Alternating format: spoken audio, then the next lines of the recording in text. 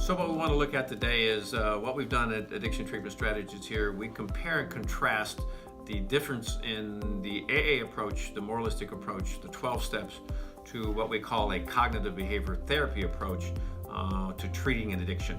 So what I'm going to do is read first the AA approach in terms of the first step, and then I'll show you how we reframed the ATS approach to the same basic concept, except we're removing the guilt and remorse that comes from a moralistic approach to treating an addiction.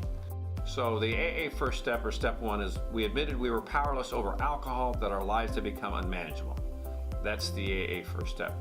The ATS cognitive behavior therapy reframe of that same concept is, even though I am somewhat ambivalent about my involvement with drugs and alcohol, I believe my life is complicated by dependence on substances to alter the way I feel, think, and behave.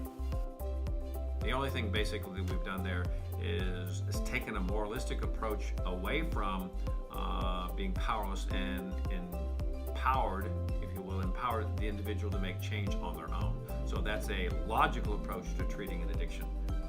Second step for AAs came to believe that a power greater than ourselves could restore us to sanity.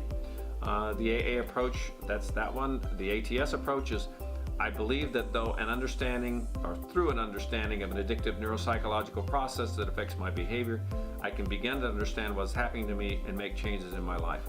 Once again, our step two is that we're not returning, or we're not turning power over to anyone. The individuals are responsible for making those changes.